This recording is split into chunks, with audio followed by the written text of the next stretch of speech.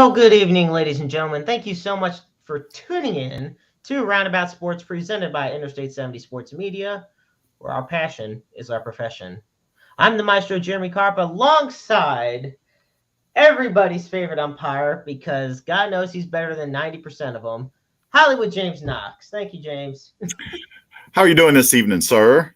My heart rate has been skyrocketing this whole week after everything, this whole Albert Pujols chase, the history that is going on tonight, and just the wild week one that we have experienced in the NFL. I thought you were going to say your heart rate was up because you got to spend every Wednesday night with me. Apparently, I was wrong. No, that's the blood pressure. Okay. Yeah. No, let me tell you right now. So I must also bring up, folks, so the history that's going on tonight. Well, first off, actually, later on tonight, we are going to have our special guest, sports writer and proud St. Louisan, Alistair Fannell. He has been a long-awaited guest. We've tried to have him on before in the past. Scheduling conflicts have come up, but all the stars have aligned this evening, and we are so fortunate and lucky to have him on later on this evening.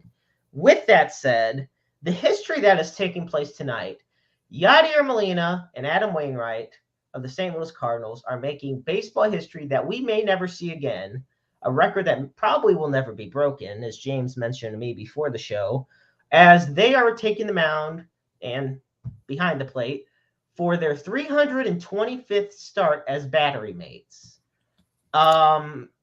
James, as a guy who's behind the plate a lot as an umpire, just imagine 325 starts as a pitcher-catcher combo in today's MLB, let alone at all. The wear and tear that Yadier Molina goes through on a nightly basis, we've seen him get his bell rung numerous times. I know what that feels like, and it does not feel good at all. The bumps and the bruises, the foul balls, just pitches in the dirt. Look, I get tired of it after 3 months in a row of doing it. I couldn't imagine.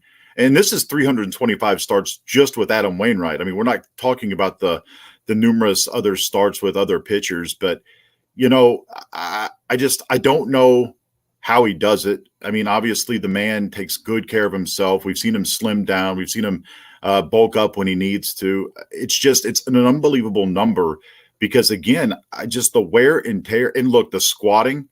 Look, from somebody who has had numerous knee surgeries here, okay? I mean, it takes a toll, and it's a number that will never be touched again. I mean, look at how long it took to break the number. We talk about the years that Adam Wainwright lost. In 2011 he had the Achilles injury.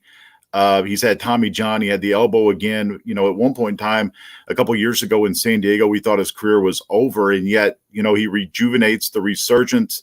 And tonight, 325, something special.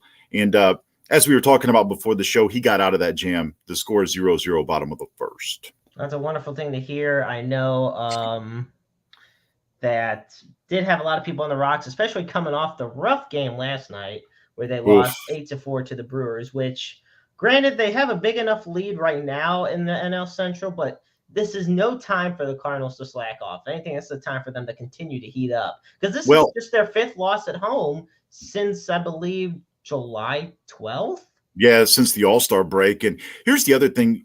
Milwaukee went with a bullpen game last night. So, it's really hard to prepare for, what pitcher you're going to see. Obviously, the Brewers started Matt Bush. But he went in a couple innings and they kind of threw Johnny Holstaff at you. And that's one of those games that's hard to prepare for. Tonight it's Corbin Burns. We know how good he is, but, hopefully, the Cardinals can bounce back, get a win. It is funny, though, if the Cardinals win tonight and they split this series with Milwaukee, Milwaukee would have to win 17 games in a row to win the Central Division. Kind of like how the Cardinals won, 22 games last season in a row? They won 17 in a row and 22 of 25 at one point. So it's not that it can't be done, but I really don't think this Milwaukee Brewers team is capable of doing that. And it's definitely something we don't want to see done from any other team. So with that, and there's also other history going on. and it happened over the past week since we've been gone waiting. Albert Pujols, hallelujah! I've said this whole time as he continues his climb to 700 career home runs. I said to myself, if it doesn't happen, just get past Alex Rodriguez. Just beat A-Rod on the list. Does it make us sound like bad people?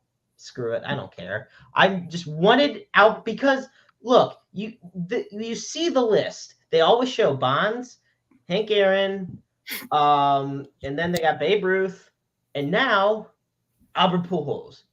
It's just there's something so magical about that. And say what you want about Barry Bonds, but hell, just having Hank Aaron, Babe Ruth, and then Albert Pujols in a line, it's just so magical. Well, so yes, I love it. If it was up to Max Kellerman, Albert Pujols, Barry Bonds, and A-Rod would all be in the same paragraph now, wouldn't they? Yeah, well, you know what? Max Kellerman is. I didn't listen to him when he was supposed to the ESPN voice on boxing. Why the hell would I listen to him about baseball?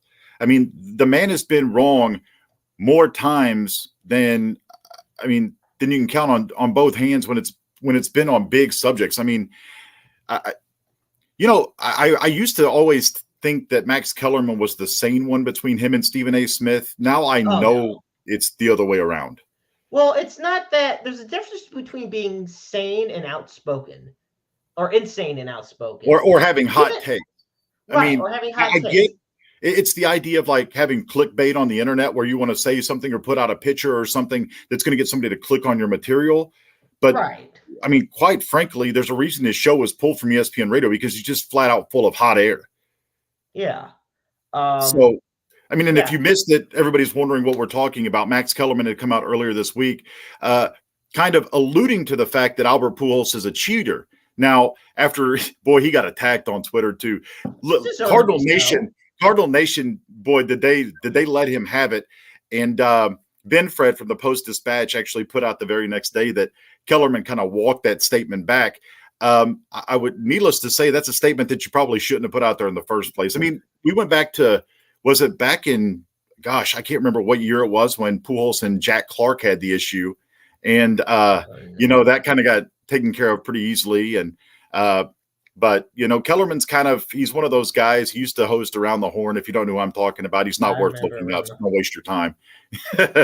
Well, this is what I find interesting. So, yeah, he basically said how we show a video of Albert as he chases 700 home runs. He commented that he seemed to be hitting the ball much better than he has in a long time.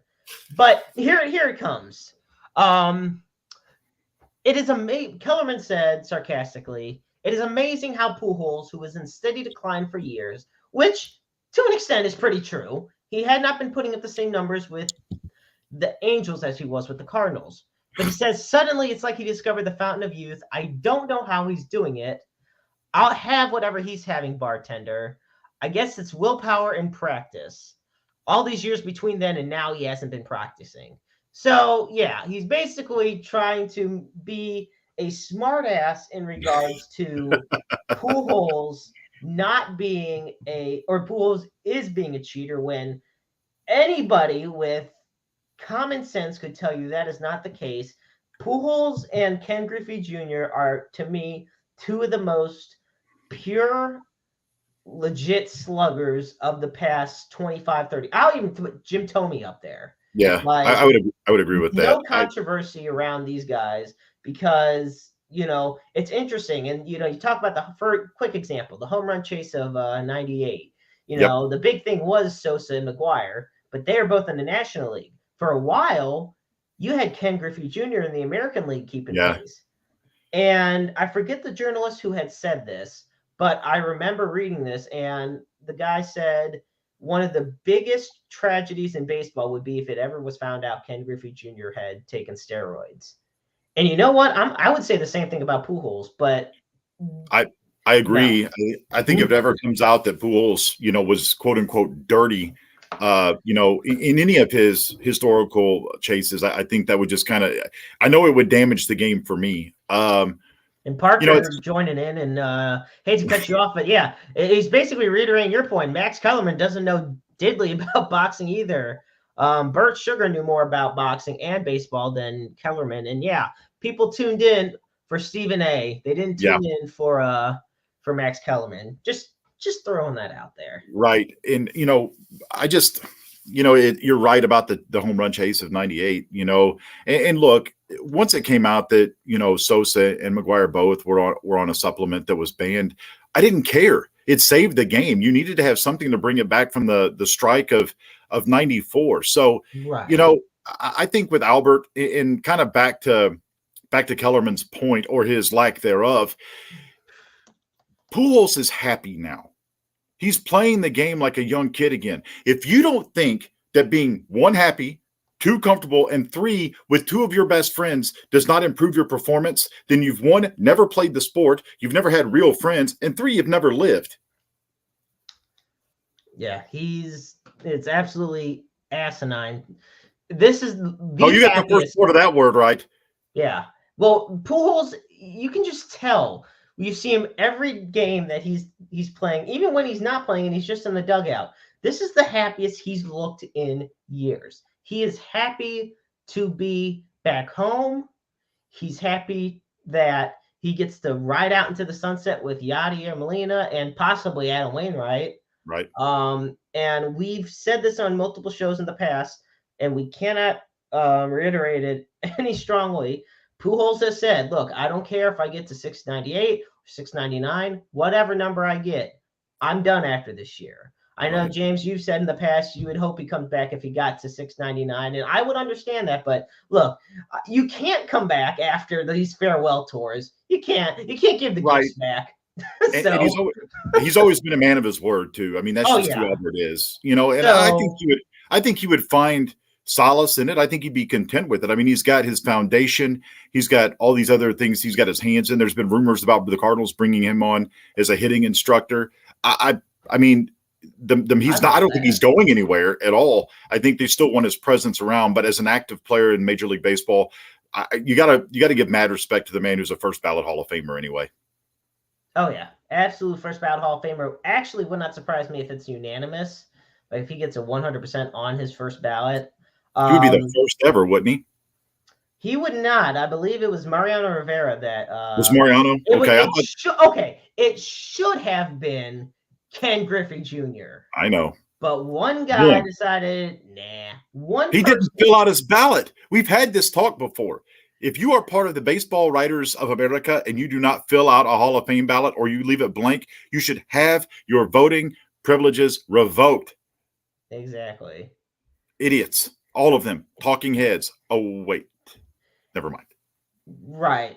And I know Alistair, when we have him on later on this evening, he's a big St. Louis Cardinal fan. Like we said, he's from the Lou and he's proud. And I know he's got a lot to say about Albert Pujols, Yadier Molina, what's going on with the Cardinals.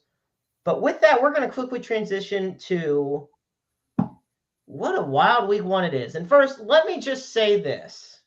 Okay, we folks, for those tuning in, James and I have a bad habit of aging ourselves a lot on this show.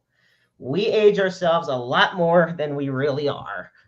Maybe that's just because that's how we feel. But let me just put this in perspective for you. I can't believe I'm going here. The last time the Cleveland Browns won their opening game of the season, I was in 4th grade. I am 27 years old now. This was 2004 when they beat it's funny. I can remember everything practically about that game. Starting QB, Jeff Garcia, head coach, Butch Davis. They beat the Ravens 20-3. I don't even remember what I had 2 days ago for breakfast. And all of a sudden, here they come. And this is not even the most wild game of week one. That's the funny thing. But the quick note about the Cleveland Browns game, they go up against the Carolina Panthers, and it's big because the quarterback of the Panthers is none other than Baker Mayfield. And everyone's touting it as a revenge game. Baker was hyping it up, even though he said he wasn't, which is a load of horse crap. And what happens? Cleveland's rookie kicker. They have not had a good kicker since Phil Dawson. This kid, and yes, he's a kid, the only kicker drafted this year. He's the one from LSU, right? Yes, he kicks a 58-yard field goal to win the game. I bet the Broncos wish they had him as their kicker. Well, the difference is, you know what? No, and we're going to get to that game too. But let me tell you something. You need to, if you're paying 256 million or whatever, however much they paid for Wilson at this point, go for it on 4th and 5. We're going to get to that. Mr. Unlimited became Mr. Unreliable. Yeah, exactly. So we're going to definitely get to that one. But first, we're going to work our way down because we got to kick it off to Mr. Rams fan over here. And you don't have to do this. You do not have to do this. Oh, I do. I definitely do. And I'm so glad I benched Stafford in fantasy last week. Boy, I wish I would have. Look, I do it.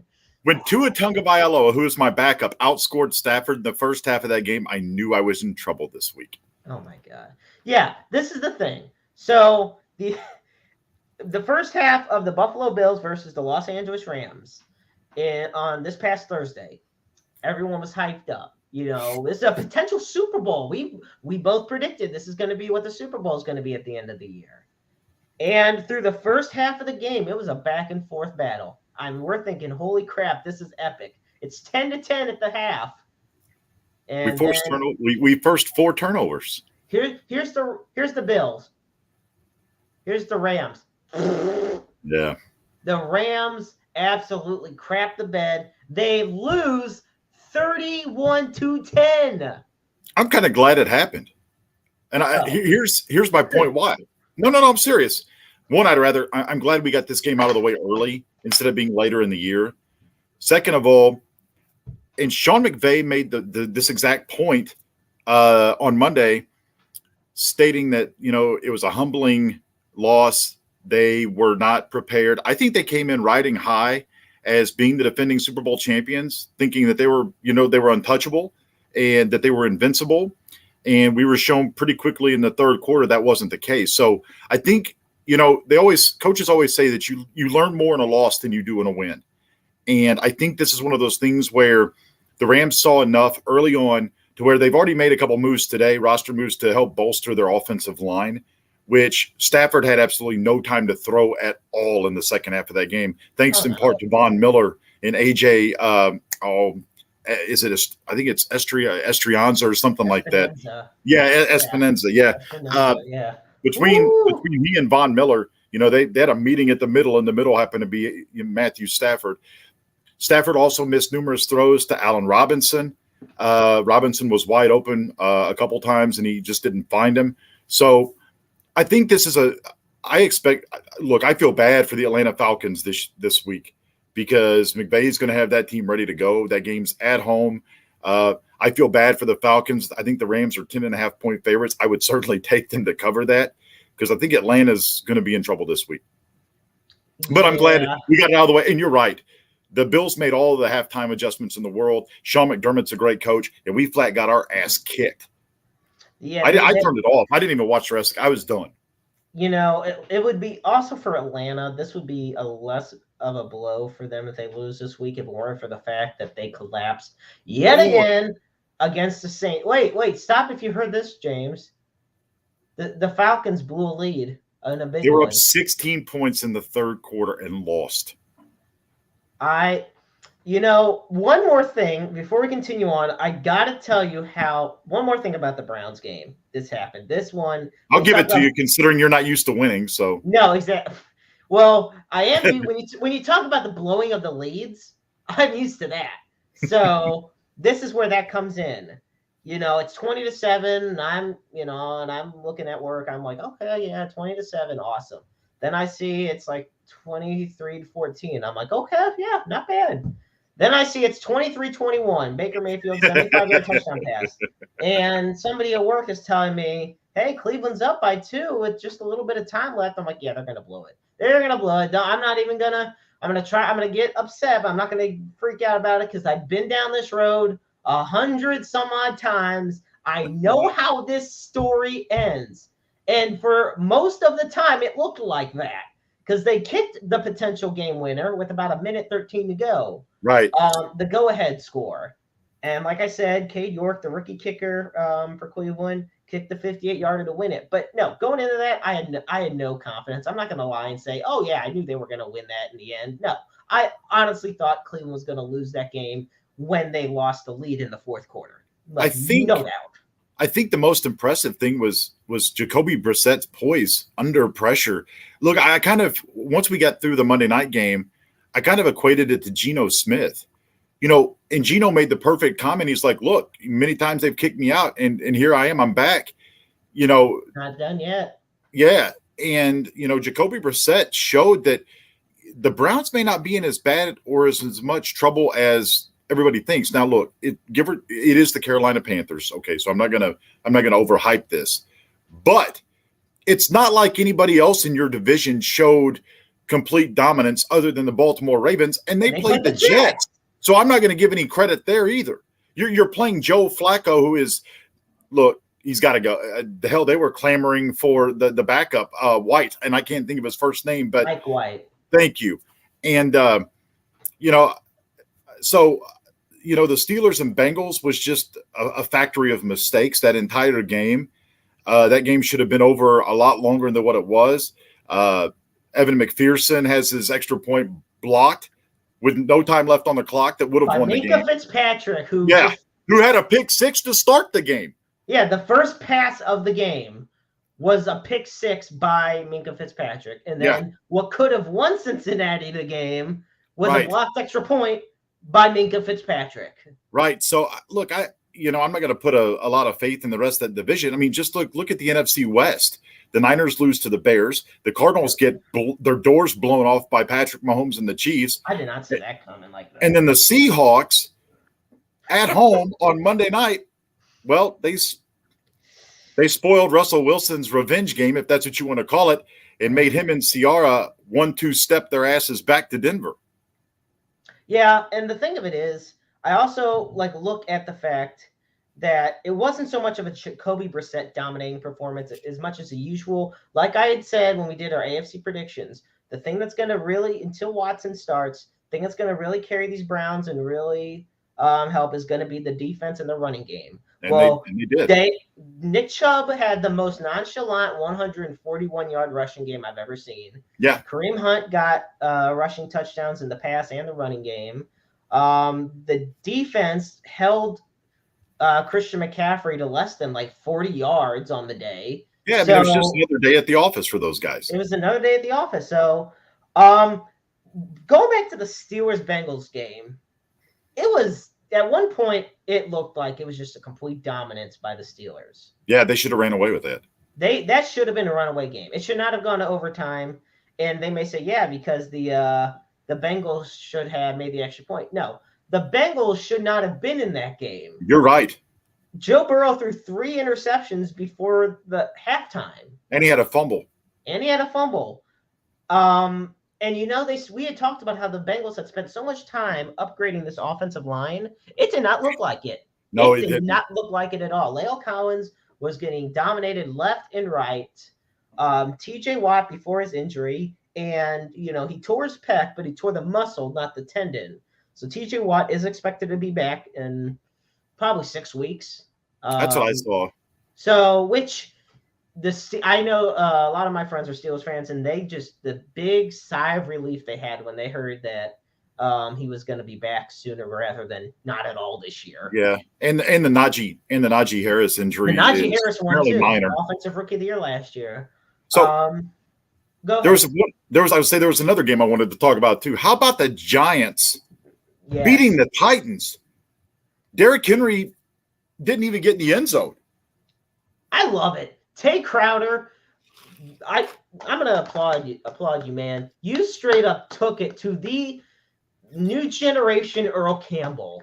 Mm-hmm. Derrick, you took the king off his throne, which is ironic considering a king just got on the throne, but that's beside the point.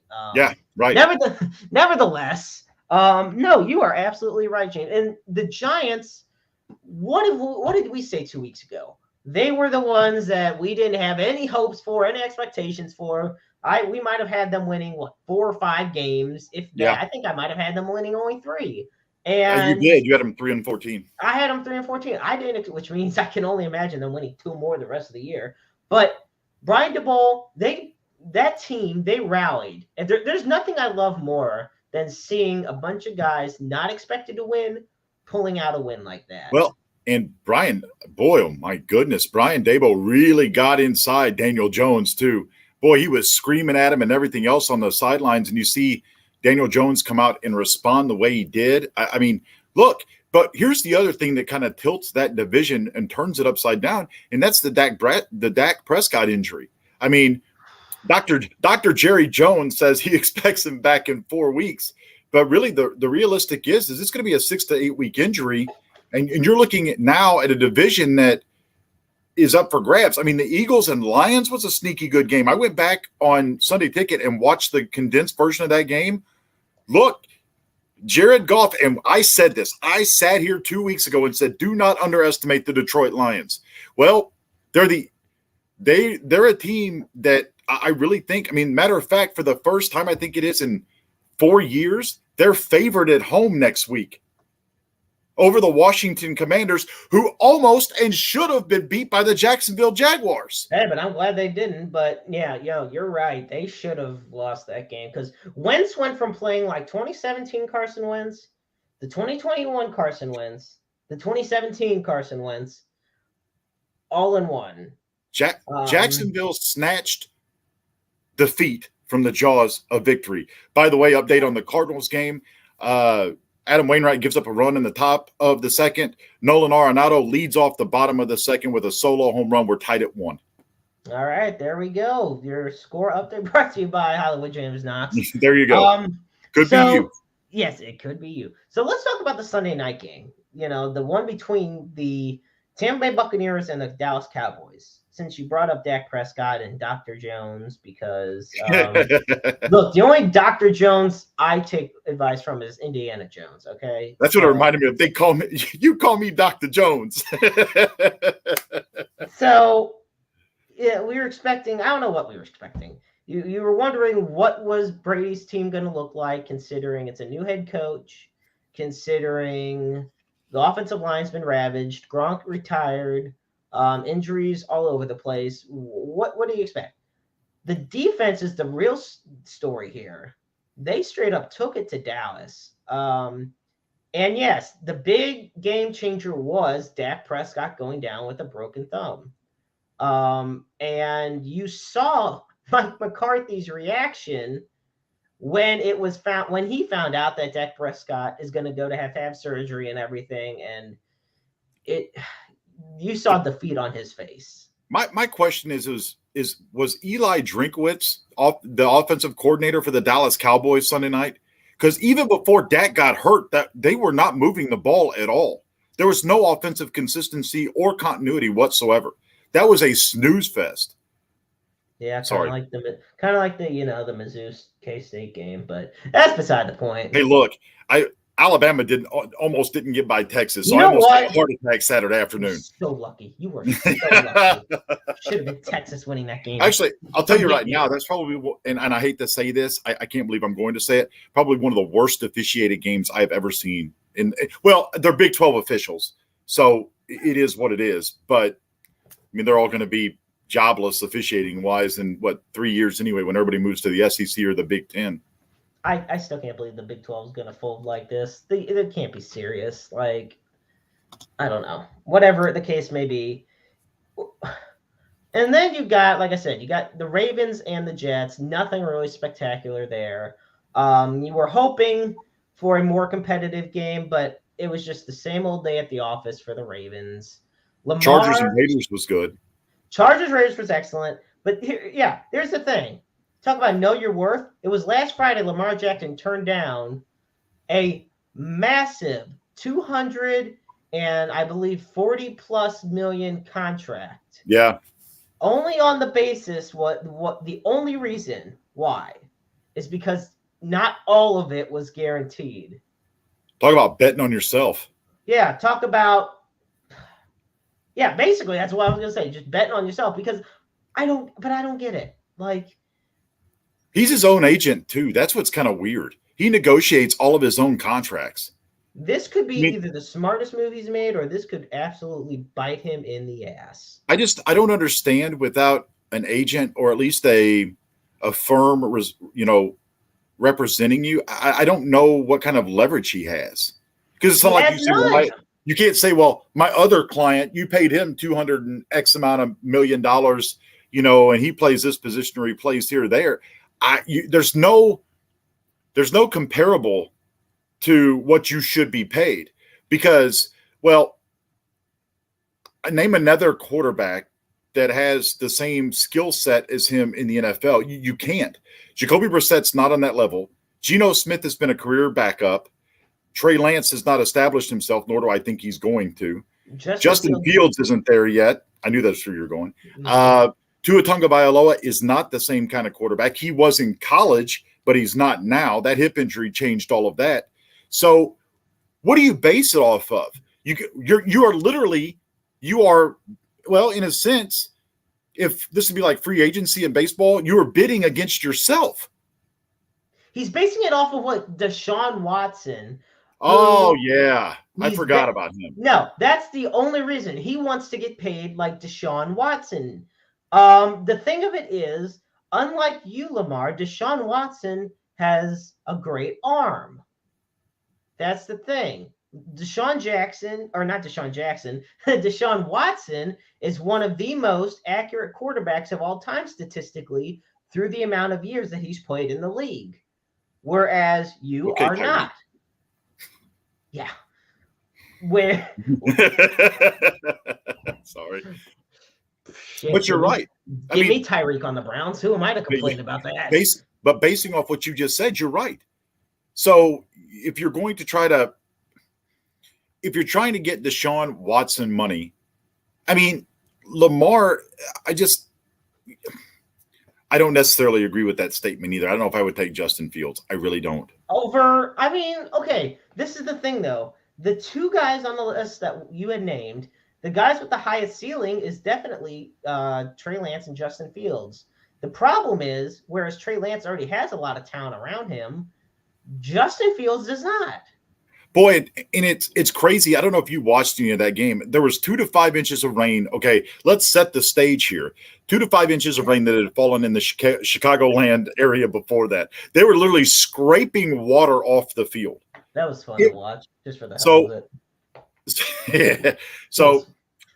Yeah. So I had the nephew over to watch football on Sunday. He's a huge Jaguars fan. He joins us some weeks on here. And so I've got the Jaguars game obviously on the big TV, and I've got the Cardinals game on the computer, and so I'm going back and forth. And before the Cardinals game started, I was like, I have got to go over and watch this 49ers Bears game just to see all the water. I mean, Deebo Samuel got hit, and he hits the ground and like slides 5 yards. I'm like, that reminded me of we used to like play. We had a big, when I was a kid, open grass lot by our house.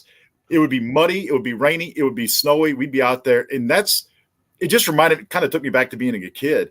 But believe it or not, I was actually kind of impressed by Justin Fields. As bad as those field conditions were, he took care of the football. And he did lead them to beat San Francisco. By the way, base hit for Yadier Molina on a very historic night. Cardinals lead 2-1. Awesome. Look at that. There you go, Yadi. So, yeah, I was impressed by Justin Fields, not so much the Bears offense. And I think it'll be interesting to see how Trey Lance plays in conditions of not a monsoon. But the Niners don't necessarily have an easy schedule either, because they do have the Rams coming up. They've got some other divisional games. And then I want to say they have – it may be New Orleans soon as well. And, I mean, wait a minute. So that's an interesting one. We're talking about quarterbacks, and – do you put Jameis Winston in the same category as Lamar? I put Jameis Winston in the same. No, I don't. I mean, he was to me more of like a Steve McNair, Donovan McNabb, Dante Culpepper type. When I think of a good comparison for Jameis Winston, I think of a Dante Culpepper or a Donovan McNabb, because while he has really good mobility, but it all comes down to he's also a really accurate passer. The problem is Jameis Winston can throw 50 touchdowns in a season, but he's also going to probably throw 50 interceptions as well. That's before he had LASIK surgery. Leave him alone. He couldn't see. Oh, what? All the colors look the same, man. 30 touchdowns. Yeah, but you should understand if one guy's facing one way and the other's facing that way, you should know which one not to throw to. He couldn't see that either, man. Then you're not colorblind, you're just blind. Well, my friend Evan is colorblind, and he could tell the difference between a defensive player and an offensive player. Ray Charles is blind, and he wouldn't have been able to tell the difference between an offensive player and a defensive player. There's a difference to that whole scenario. So, no, I'm not going to be as sympathetic Hallmark cardish towards James Winston. All right. But nevertheless, Lamar Jackson is taking a huge risk this season because it is the last year on this rookie deal. Right. And he was the biggest. How do I look at it when he was drafted? It was definitely the boldest move because the Ravens traded up to get him. They traded back into the first round to get Lamar Jackson. Yep. And could you see him playing? Could you see him playing for another team? In a weird way, I'm going to tell you why I can't. I can and I can't. The reason I couldn't is because the system that he's in right now is literally Harbaugh has built it all around Lamar Jackson's skill set. The entire offense is any other team you bring or any other starting quarterback you get in there, that any of these guys that are starting in the NFL right now, you get them in there, they're not going to be able to successfully run it the way Lamar does. Right. But at the same time, a lot of the struggles a lot of these other NFL offenses have can be fixed if you bring in Lamar Jackson.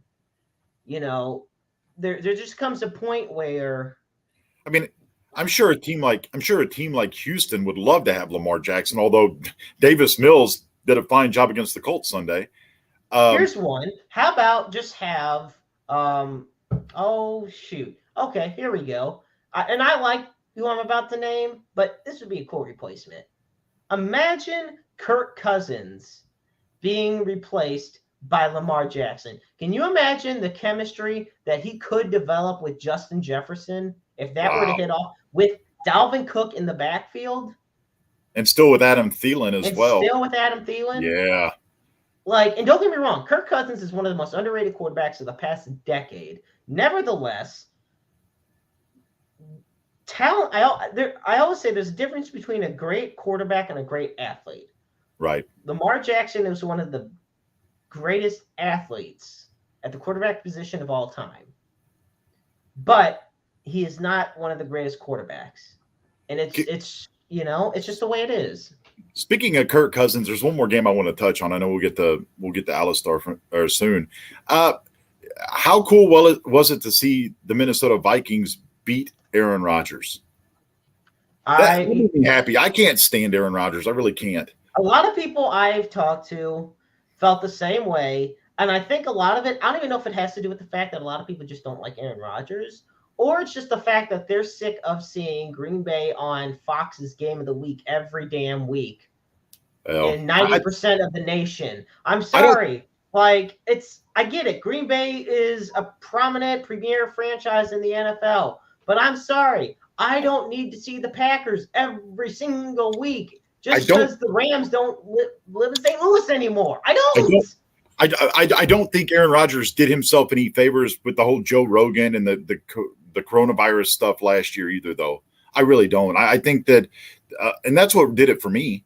And now, all the other – he needs to shut his mouth and stay out of the media and just, but of course he does this hit every Tuesday with Pat McAfee and stuff like that. And again, that's where all this stuff started last year for him, was because he just – sometimes it's better just to keep your mouth shut and nod and smile. And, of course, the stuff with the vaccination, I was inoculated, or what was it? I can't remember what it was. I was immune or anyway, nonetheless, I mean, that's what did it for me. But I'm with you. I think people are kind of sick and tired of seeing the Packers all over national television every Sunday at 3:25. But, I thought it was cool. Obviously the Vikings – And let's see, the Vikings and the Bears are both 1-0. Packers and the Lions are 0-1. Funny thing is I would say, and I think it's not really even arguable that the Detroit Lions look better than the Green Bay Packers did on Sunday. Oh, absolutely. I think once again it was another heartbreaking Lions loss, but once again it was the most sold out. It was the biggest crowd for a Lions game in years, I believe 6 or so years. And you're seeing improvement. They would have normally, old Lions teams would have lost this game by at least 20. Yeah, and they would have folded when they got down early. And they got folded. But Dan Campbell, like I've said before, is one of the best coaches you could rally around right now. Right. He's one of the most fun coaches. He puts his heart and soul into this game. And there is a lot of young talent on this Detroit Lions team. 2 of my favorite rookies. My prediction for defensive rookie of the year is on that team, Aiden Hutchinson. And if it weren't for the fact he's going to be injured for a while, Jameson Williams, yep, I would hope would have been offensive rookie of the year. But when he gets healthy, I can see him exploding right out of the gate, which is great for Jared Goff. Right. And DeAndre Swift really having a great breakout game to open the season. He ran with a purpose on Sunday for sure. Yeah. They played their hearts out. And you may say, well, they did, but they still lost. Yeah, it sucks that they lost, but at the same time, it's better to show all that heart and fight than Green Bay did laying an absolute egg. And we both know this because we went through the terrible years in St. Louis with the Rams. There's a difference between a loss and showing improvement and then losing like they did every damn week where you would lose by 20, 30 points. Detroit showed heart. They were in the game till the very end. They were down at times. Yes, Jared Goff rallied that team, got them back. The Rams would get down, and you could always tell what kind of a game it was going to be by the first drive. If they played good defense and were to even get a field goal, you knew you were in the game. I remember the game I went to. It was in Indianapolis where they beat the Colts 38-8. Tavon Austin had a punt return and a kick return for a touchdown. They played great out of the gate. But you could always tell if they got, there were games against the Packers, games against the Ravens, games against the 49ers, many times where they got their asses handed to them, that there was just no energy, there was no heart, there was no pushback. The Lions are a different type of team, and a lot of it has to do with the fact that they take their coach's mentality. And Dan Campbell, he said it numerous times, you start biting kneecaps. That's the kind of coach he is, and it just showed on the field Sunday. They weren't going to give up, and they played their asses off and almost won that ball game.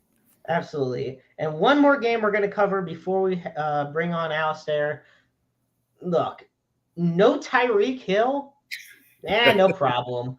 Chiefs went, and you had alluded to this earlier. The Chiefs went into Arizona and just curb stomped the Cardinals. 44-21. It got so bad. I mean, don't get me wrong. Probably one of the best games of the week was the Chargers and Raiders. And so justifiably so, they switched to the Chargers and Raiders game.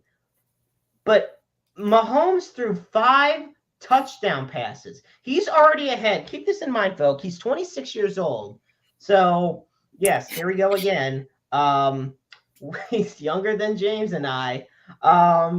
But anyway, he passed Roger Staubach and Bart Starr in all-time touchdown passes. He is 26 years old, and he's already passed 2 of the greatest of all time and 2 Hall of Famers. So, which is more than I can say for how well. Oh, one more thing, and now we're going to get to this. Justin Reed kicking, I loved it. You know what though? I doubt that Nathaniel Hackett would have had him kick on Monday night. Seriously, yeah, we have to get into this. We had brought it up earlier. What the hell was he thinking kicking it, a 64-yarder on 4th and 5? When you have Russell Wilson. If I'm paying a quarterback $260 million, by God, you're 4th and 5. I'm gonna. Why doesn't he have 15 I'm going for? Why doesn't he have a play drawn up? Why doesn't he have a play drawn up for 4th and 5? And it was terrible clock management as well. He had all 3 timeouts still. What the hell are you doing? It was terrible clock management. And it's not even that the fact you have a $260 million quarterback in Russell Wilson. It's you got Cortland Sutton, you got Jerry Jeudy, you got Melvin Gordon, you got Javon Williams, you got all these really good skill players. You got Albert O. Like, you got a lot of great skill players that at your disposal. And instead, let's just kick a 64-yarder. That'll do it. No. Maybe at home because Denver has the altitude and the ball travels further, but there's not a snowball's chance in hell I'm doing that in Seattle. No, not at all. Not at all would I. That's why I had Denver at the bottom of that damn division. Part of it is because of terrible coaching. Excuse me. It's just it's the inexperience right away.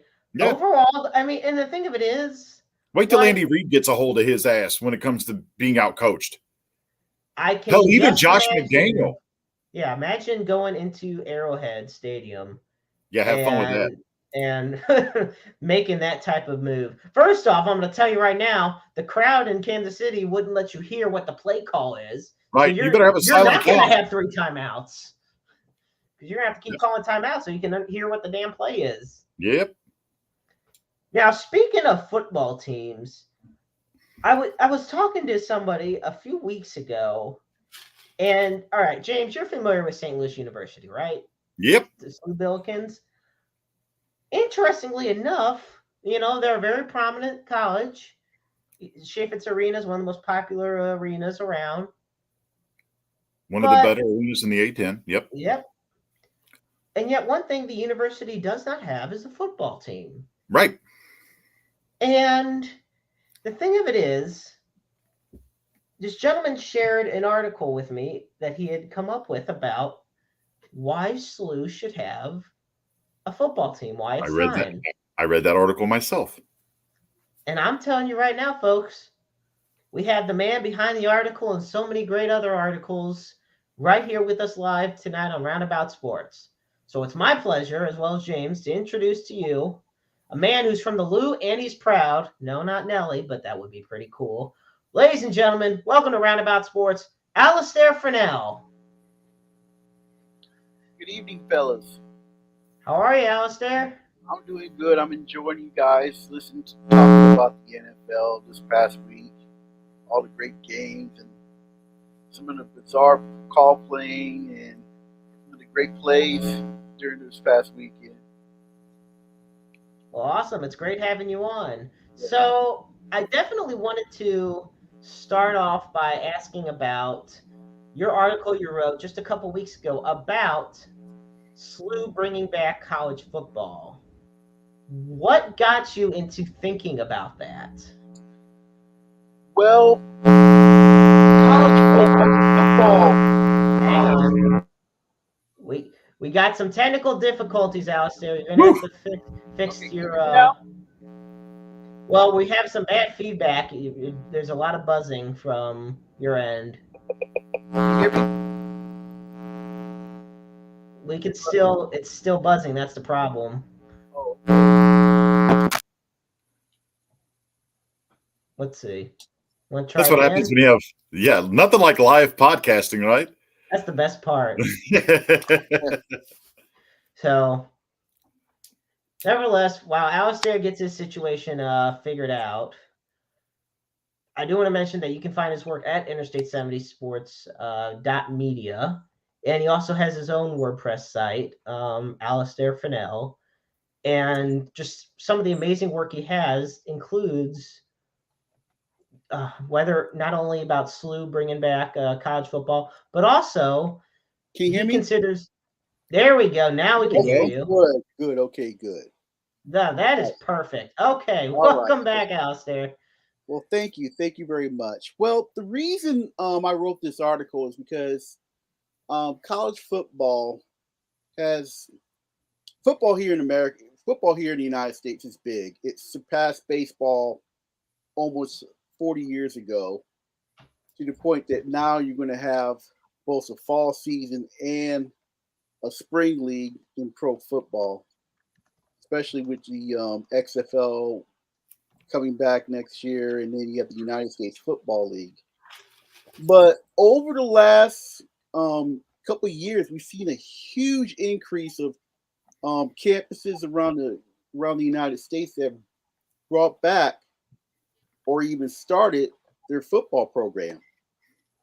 In fact, there are over 774 schools that have football programs. It's going to grow in the next 3 to 5 years, and it's generating over $31.9 million per school year, which is just mind-boggling when you hear that. That's just outrageous. So I came up with an idea that maybe St. Louis University should bring back college football. They haven't had college football since 1948 after World War II. And by 1966, a lot of these Jesuit schools got rid of it and just focused on soccer and basketball. But, football is not just a part of the American sports culture. It's big business. Yes. And what college football has done is that it's helped the boosters, the universities, and the communities to generate a lot of wealth in their communities. For instance, when you mention Tuscaloosa, Alabama, who do you first think about? You think about University of Alabama.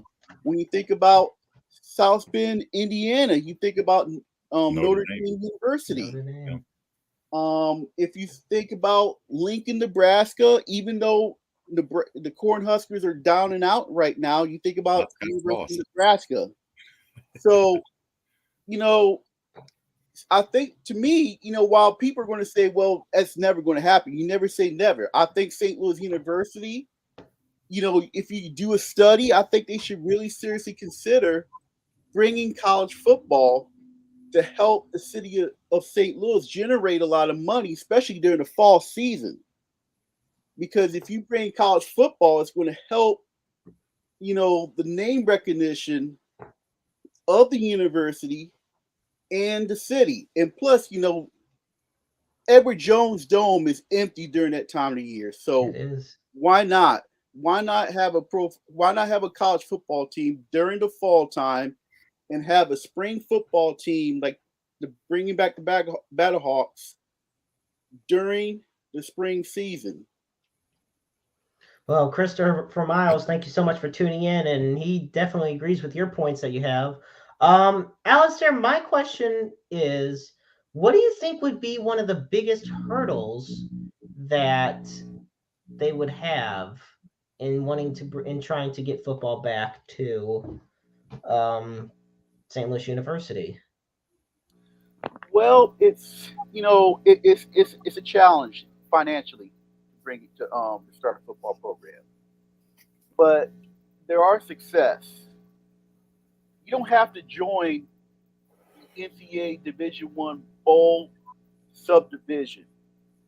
You can start off small, like Old Dominion University when they first started in 2009. They started off in football subdivision championship. And during their stint there for like about 3 or 4 years, they're 26-7. They're always contending for a national championship. And then there's the other success stories like hang on, Alistair. You still got the buzzing again. Okay, there we go. Then you have University of Texas San Antonio. Yep. They started their football program back in 2011. They were 4-6, which was really good for a first-year college football team. And since then, they've been winning a lot. They had their best record last year, finishing 12-2. Now they haven't won a bowl game, but they've always been competitive. They're recruiting good, solid players in the state of Texas, and they've had a couple of players that have been drafted in the first round. So there's a success story right there. And like I said, St. Louis doesn't need if St. Louis University were to bring college football, they wouldn't have to start at the bowl subdivision. They can start up at the championship level division, compete against Lindenwood University, which is now in the Ohio Valley Conference. Yeah. Start a nice little rivalry there. Or you can have a nice little rivalry against Southern Illinois, Missouri State University, Western Illinois, Eastern Illinois, Southeast Missouri State. You have a nice little old regional football rivalry if you were to start a football sub championship division. And listen, there's been some schools over the last 6 years that have already started in that division, and they're ranked in the top 10 already. You have a school at Eastern Tennessee State University who are ranked in the top 10 right now. You have a school, I can't pronounce the names, from Georgia called Kennesaw State. Yeah, Kennesaw State University.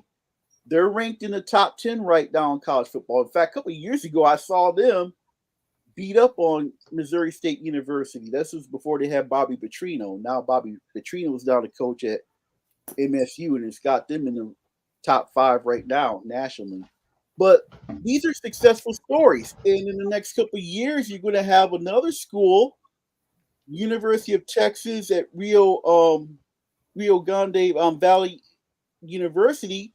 They're going to start their football program in 2005. University of New Orleans, Long Beach State University is talking about bringing their football program back. So is Cal State Fullerton. Hofstra University is already talking about it. Now, Jacksonville University, which briefly stopped their program because of COVID, are talking about bringing their football program back in the next couple of years. So what you're seeing right now is that they realize is that the benefit of having a college football program helps generate a lot of money into the universities and into the communities. And the way I look at it, you mentioned, I think the rise for a guy that's living in the metro area of St. Louis, I think one of the biggest talking points when it comes to collegiate sports is the rise of Lindenwood, how fast they have risen among the ranks to collegiate levels. I remember when they were just D3, and now look at them. So it's not absolutely out of the question to imagine SLU. And you've mentioned it before about that right now in your article, you had actually mentioned that the SLU has 9 women's sports and 7 men's sports currently. And we see their basketball programs constantly in the March Madness tournaments. Yes. So how much do you feel, so given this, I'm going to ask you this question. I'm going to pass it over to James because I know he's dying to get on this. So you look at the location where SLU is located, right off Grand Avenue, right off Interstate 40, right off 64. I'm sorry. Would they, if they were to have a college football program, would they be using the dome? Or do you feel they would have to build a stadium of some sort? What do you think would be the best course of action if SLU were to get a football program? Well, if they were to get a football program, they're that ambitious. Let's say if they want to be in the bowl subdivision, they'll play at the dome, because playing in the bowl subdivision, you're looking at a possibility of playing in a mid-major conference like the MAC. In the MAC division, we have University of Northern Illinois, Bowling Green, Eastern Michigan, Western Michigan, Central Michigan, or you can have that annual nice little rivalry against University of Illinois. Imagine that, how that that would be. Or University of Mizzou. Can you imagine having St. Louis University take on against the Mizzou Tigers at the Dome? You're looking at over 70,000 fans over at that game, on a nationally televised game on ESPN. Now, if they were to go ahead and be in the both subdivision, you can build a nice modular stadium that seats around 10, 15,000. And like I said, you can have that nice little rivalry against, like I said, Lindenwood University, Southeast Missouri State, Southern Illinois, Western and Eastern Illinois, and Missouri State. And again, that would be a nice little rivalry. It would bring a lot of people, to watch the game. I definitely can imagine the the rivalry with, we talk about the Illini, but just imagine one where you have from a thriving college town such as Columbia, everybody that would be coming in, not even a college town, college city, they're growing so fast. Yes. Imagine them, a lot of people from out there, students, boosters, whatnot, coming out there to the Dome in St. Louis for a SLU Mizzou game. Folks, thank you so much for tuning in as we're hitting the top of the 1 hour mark here on Roundabout Sports. I'm the maestro Jeremy Karp, alongside Hollywood James Knox, alongside our special guest this evening, sports writer Alistair Fannell. And James, I'm going to let you take over. I know, like I said, and folks, you can find us on YouTube, on Facebook, Twitter, at Interstate 70 Sports Media. You can find us on YouTube at Interstate 70 Sports Media. We're all on Facebook. You can find Alistair's amazing work on our official website, interstate70sports.media. And he has his own WordPress. It's alfannell.wordpress.com. And some of his amazing work's on there. Now, James, I've held you back long enough. I'm sorry, but no, you're good. You're good. I'm just sitting here listening. I'm gonna pass it over to you, my friend. And Alistair, thanks for joining us this evening. And I also read the article and I found it intriguing. And here's why. So I grew up in St. Louis as well. I live just south of Evansville, Indiana now. And Evansville's another school that used to have football a long time ago, and then they got rid of the program as well. And so they've not really discussed it anymore. But again, a religious school with a religious background that kind of dropped the program. And you're right. And I think the problem is, and here's kind of my question. So we both know that in society, no matter what line you're in, you have to spend money to make money. So we with SLU, we're seeing the men's basketball teams, the women's basketball team, the soccer team, the soccer program as a whole, and even baseball and softball now to kind of take the next step. I think they'd probably start off playing in the Dome anyway until they got a facility built. Do you think that the facilities would be, I don't know, how do I ask this? Just facility-wise, do you think they could compete with the teams in the area to have that rivalry and to bring in the same athletes? Yes, I believe they would be able to. I think because there are a variety of players here in the state of Missouri and Illinois, that if they can't get recruited to play at Mizzou or Illinois, they can find those players around that area. Right. We have some really good players here in Springfield, Missouri, and everything that don't necessarily get a notice and everything else, and they're out there. Right. I guess it was more like, you look at, and this is a terrible comparison, but you look at the Alabamas of the world, the LSUs of the world that have these just pristine athletic, facilities. And we look at a guy, matter of fact, that come right out of East St. Louis, and Luther Burden that ended up at Mizzou. And I just wonder, like, could you pull in those athletes to a smaller school if you didn't have, because especially with the NIL stuff now, I guess it balances out a little bit more, but you kind of, it's kind of like you go to an Alabama or an LSU and you look at the facilities and it's just like it's like the Corvette or the Lamborghini of football facilities. And I guess my concern was, would they, if they spent the money to start the program, would they be able to recoup what they've made to where it's not a complete loss? Because I think some of the smaller schools, Evansville's one, USI, University of Southern Indiana, they just joined the Ohio Valley as well, and Lindenwood will see them. They've talked about starting a football program, but the problem is the money spent won't necessarily balance out with the money in. Yeah, true. big time college football, it's very difficult to compete with the Alabamas, the LSUs, the USCs, and the Notre Dames. It really is.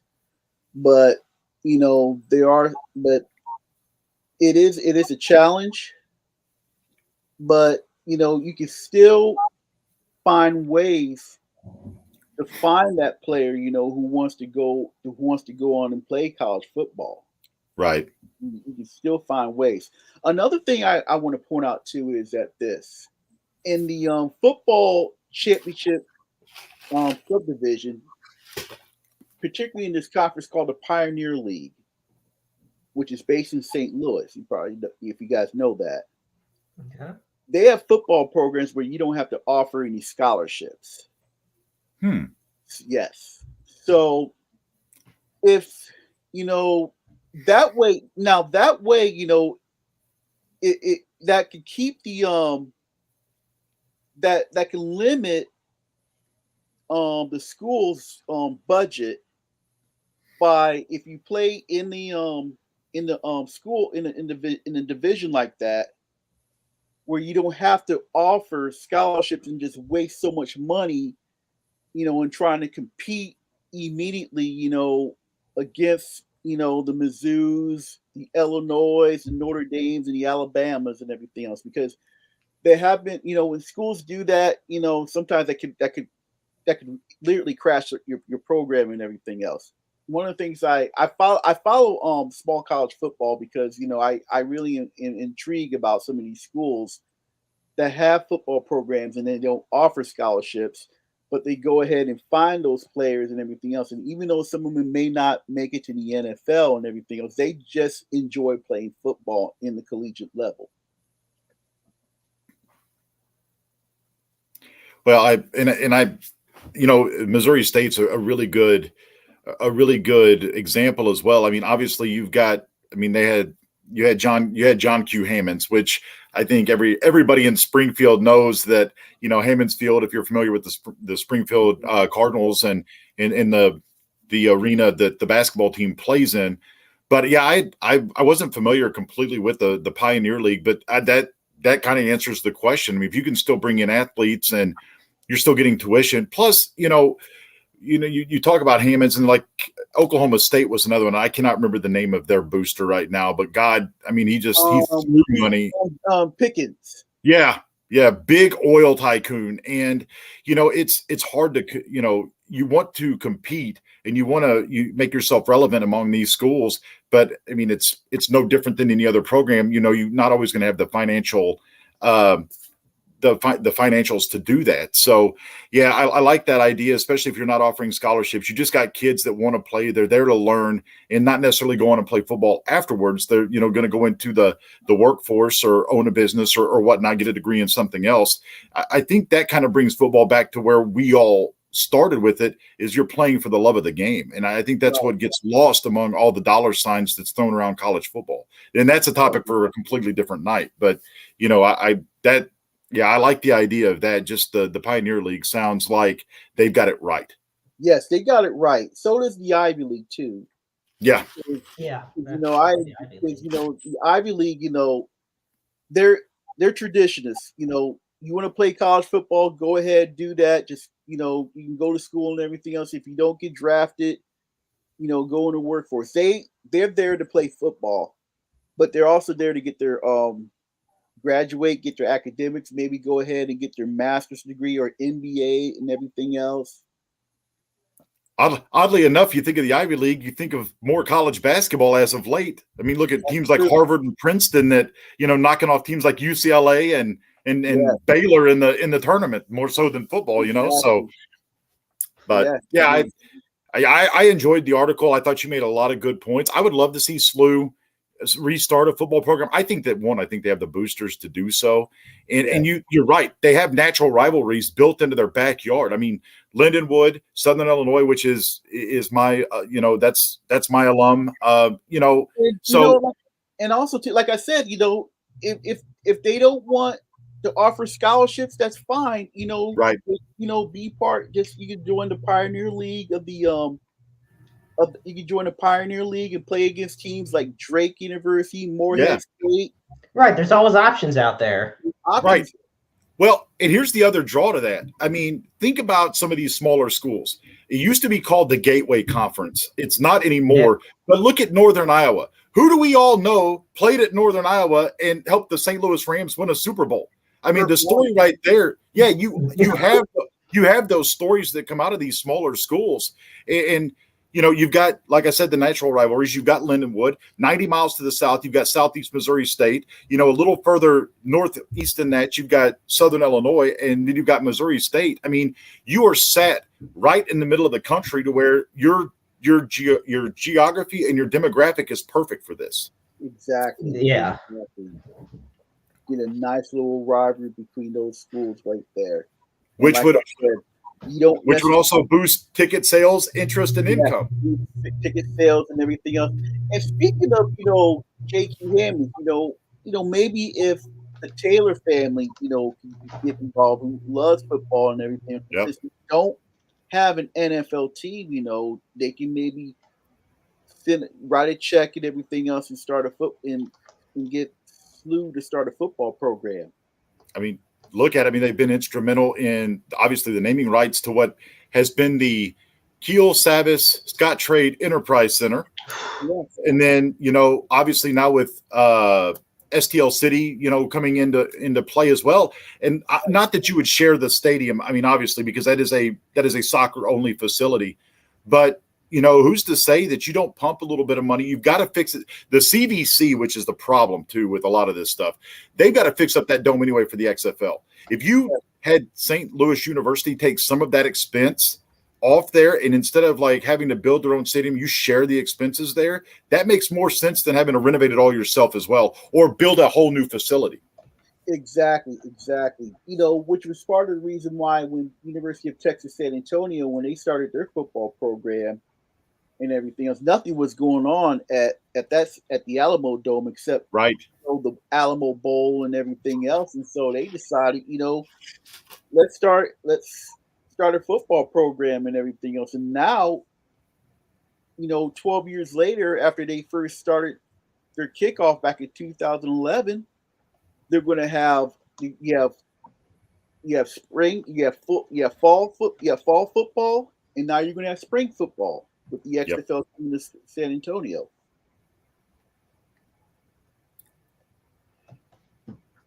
Yep. Absolutely. So I'm looking forward to Jeremy. I'm good. I'm tapped out question-wise. You're tapped out question-wise? That's fine. So I want to transition from the talk of SLU football, the potential for SLU football, and while staying on the subject of football. So, you know, another article you had written, which this one especially really I was a fan of, was talking about, because for years I've done this thing called the Cooperstown case, you know, series on baseball players, specifically Cardinals players, who I feel should be in the Hall of Fame but aren't. So far, to my knowledge, I've gotten two of them. Two of the ones I've included in past articles have eventually gotten in the Hall of Fame: Larry Walker and Ted Simmons. So it feels proud knowing that and hopefully Scott Rowland's going to be next. Yes. Nevertheless, I noticed you had done an article on legendary Kansas City Chiefs wide receiver Otis Taylor. Yes. And, you know, all this comes around the time that the late great Len Dawson passed away at the age of 87. But, you know, one of the things in your article is about how you compare him to a Hall of Famer in Lynn Swann of the Pittsburgh Steelers. Now, Lynn Swann never had a 1,000-yard season, and he had just 5,462 yards in his career.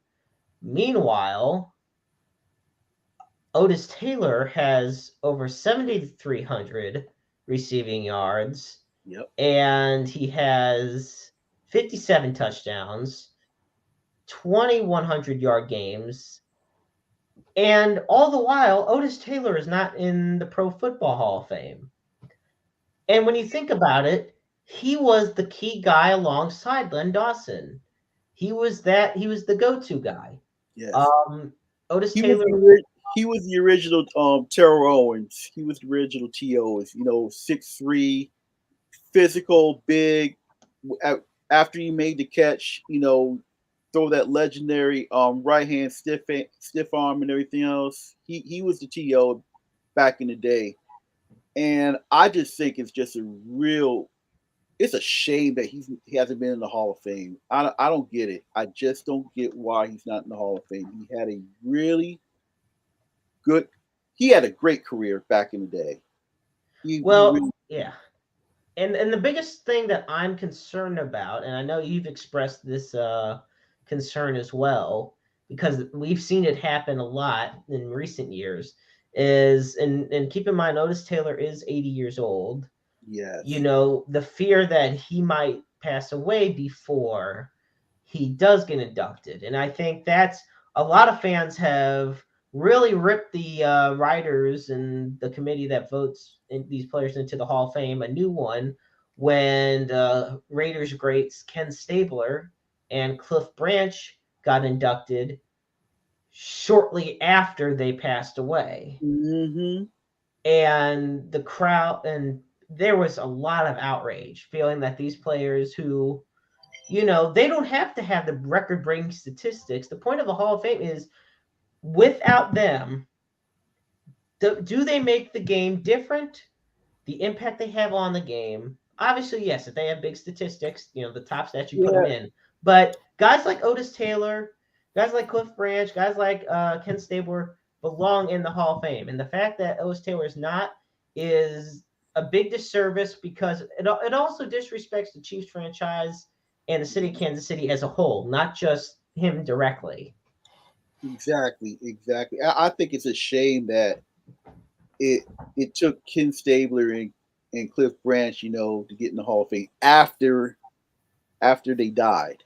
It doesn't make sense. And it all started because, there's certain writers who have an agenda, and there's certain writers who just don't plain like those guys because of their rebellious behaviors back in the 70s. I mean, big deal. Big deal. I mean, so a lot of players, have some behind closed doors. They're not all clean and everything else, but they had great careers. And it's a shame that, it took Kenny Stabler that long to get the Hall of Fame. Same thing with Cliff Branch because they really changed the game back in the 70s. Yeah, and, absolutely. love them or hate them, they were great. They were great. They were great in the clutch. They were great in big moments. And it's a shame that it took that long for them to get in the Hall of Fame after they left this earth. And I hope that doesn't happen to Otis Taylor because, he's not in good health. And, if the families listen to me, I just want to say, I just want to see Otis Taylor get that gold jacket around his shoulders. I know there was one player that who was for the Vikings, Mick Tingelhoff, who the longtime center who was inducted just a few years ago. Fran Tarkenton actually was the one speaking on his behalf because of health problems. It got harder for Mick to really, especially considering he played well over 200 plus games consecutively in his career. That wears you down, especially in the old school style of football where you could literally rip off someone's helmet. Another player who should be in the Hall of Fame too for the Vikings is Jim Marshall. How is Jim Marshall? That might actually be one of the biggest. Why are they not in? Yeah, I don't understand why Jim Marshall, who at one point held the all-time record for game start, I think he played 18 seasons and he's still not in the Hall of Fame. That doesn't make sense. He went for 270 consecutive starts and 282 games played, which defensively are both still records. Jeff Beagles has the record for overall, but those aren't flashy numbers. Those aren't flashy numbers. That's why.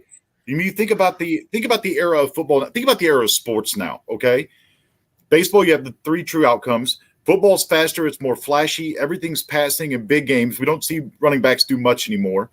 Think about hockey. Everything is based on speed now. You've taken all the grabbing, the holding, the clutching out of the game. And look at the NBA. It's all about 3 points and big alley-oops. It's not flashy. That's why they're not in. And because Batman always gets in and Robin gets forgotten about. Yep. And that's a big thing. And, another big reason I feel like he's not in the Hall of Fame, and don't get me wrong, okay, you look at his stats. He was an NFL champion in 1969. He was a two-time Pro Bowler. He was named to all the anniversary teams that the Vikings have, all the Ring of Honors, all those whatnot. He's considered one of the greatest Vikings. And in a dubious feat, he's known for his wrong way run. Which he recovered and returned 66 yards for the wrong way, which went for a safety. But nevertheless, here's another reason I feel Jim Marshall's not in the Hall of Fame, because he was a player in an era before sacks were officially counted statistics. Yes, kind of like Deacon Jones. Kind of like Deacon Jones. The NFL official statistic archives list him with 130 and a half sacks. But that's having to go painstakingly through everything you can possibly find, any footage, and just seeing if Jim Marshall got a sack. Right.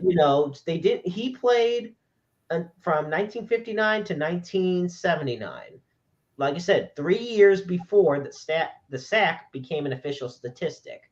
But no, guys like Otis Taylor and Jim Marshall both should definitely be in the Hall of Fame. And I love that you quoted Len Dawson on this one, because it's one of the most famous Len Dawson quotes. One more player I want to add who also should be in the Hall of Fame, and go for it. Defensive end player was L.C. Greenwood. L.C. Greenwood still holds the all-time. I think he at one point held the all-time record for most sacks for the Steelers back in the day. And the fact that he's not in the Hall of Fame, that doesn't make sense either. That is true. That L.C. Greenwood, another. And I believe, if I remember correctly, L.C. Greenwood actually passed away just a few years ago. Yeah, he passed away a couple of years ago. Yeah, he was in 2013. He had passed away. Yeah, when I was living in Pittsburgh, back in the mid '90s, I had the opportunity to meet him and Joe Green. It was a great moment, And I was at the barber shop one time getting a haircut, and then all of a sudden people were saying, "There's Papa Joe." I said, "Oh, who's Papa Joe?" Or they either called Joe Green Papa Joe or Papa Smurf. They didn't say that in a negative way, but Joe Green's a big figure in Pittsburgh. He's almost like a father figure to young generations. And when I was growing up, when I was living in Pittsburgh during that, it was 5 years because I was going to college out in Western Pennsylvania called California University of Pennsylvania. I know it's a weird name, but when I went to get a haircut and everything, and Joe Green was there, they were calling him Papa Joe or Papa Smurf. I love that. The quote that you had actually got from Len Dawson, and I love it, is quote, "Otis made my job easy. If you got to pass to Otis, you knew he'd catch it." Yes. That right there just tells you everything you need to know. Yes, and like I said, Otis Taylor, before there was Terrell Owens, there was Otis Taylor. Like I said, 6'3", 220, which back in the day, you're playing tight end back then and everything else. And every time he made that catch, you always see that famous, stiff arm, that right hand stiff arm of his, just hitting the defensive player's head and just putting him down on the ground, because he was just a big fellow to bring down back then. Absolutely. Well, lastly, Alistair, there's something when it comes to takes. There's something that I know all three of us, James and I have already talked about it tonight a little bit, but I really wanted to expand upon the discussion once you joined us. And I had seen the comments you had sent backstage about it, and I'm like, yeah, this is why we have to save this for later. So we talk about Albert Pujols and this being his last season. And we all know he's in the chase for 700 career home runs, Yeah. something we will probably never see again. James brought it up perfectly that we'll probably see the single season record broken constantly, but we will not see 700 again, most likely, because to be able to do that on just for as long as one place is just hard to consider now. Mm-hmm. You hear it all. You go outside. Imagine being a Cardinal fan. You just walk outside Busch Stadium, whether it was Busch Memorial Stadium or Busch Stadium 3, and you see all the statues, some of the great pieces of artwork you could ever imagine. And you see your guys, your Enos Slaughters, your Bob Gibsons. Then you go down to the Lou Brock, Ozzie Smith, whatnot. Then you go down and see Stan the Man's giant statue right outside the third base entrance to Busch Stadium. And, most people will say Stan Musial was the greatest Cardinal player of all time. Right. I will maintain my belief that Stan Musial was the greatest Cardinals player of all time. And one of the kindest, most humble men to ever play the game. Mm-hmm. And I was so happy to see him get the Presidential Medal of Freedom in 2011. There was no doubt, there was no Hall of Fame issue there, but we knew his health wasn't getting better, so we were hoping he would be able to accept that award in person, and thankfully he did, and I was so gracious that had happened. But your take is, according to your latest article, that for you, in the present generation, Albert Pujols is the greatest Cardinals ever. Yes. I'm going to hold that to my belief, and the reason is, look at his first 11 seasons, 10 seasons in St. Louis. I mean, that's just pure greatness. He's got over 475 home runs during those first 10 years, which is amazing. And at one point, it looked like he was going to threaten Barry Bonds' record. It really did. It really looked like he was. And, he went off to the Angels for big money because he thought he deserved it. And I thought, maybe the Cardinals should have paid him a little bit more because he made a huge impact for that team. Led them to 2 World Series in 2006 and 2011, especially 2011. That was special. I mean, the '82 Cardinals were my second favorite. At that time, before then, they were my favorite because you had all those great, they were great players. They were just good players, but there were no egos and everything. They were never. They were used great. They were good players that were used great. Back in those days, it was hard to hit a home run there. But, in 2011, when you have Pujols, Freeze, Wainwright, those guys, they're clutch. Albert Pujols was very clutch at that, at the bat. David Freeze, it was just a fun team to watch. And what he did during that time, 475 home runs during those years. I think it was 10 or 11 years. That's just amazing. That's greatness right there. Me and my dad, he's from Jamaica originally, but when he first came to St. Louis, he was fortunate enough to see Lou Brock and Bob Gibson, and me and my dad were both in agreement that Albert Pujols, and he still followed the Cardinals to this day. Albert Pujols is the greatest Cardinal of all time. James, I definitely want your input on this because honestly, I feel like it's one of the hardest discussions because the Cardinals are one of the most storied sports franchises. So I love this. So this is perfect for all three of us. So James, I think it's going to be talking about too because you're in different eras of baseball. Back in the 30s and 40s, you didn't have an integrated baseball league back then.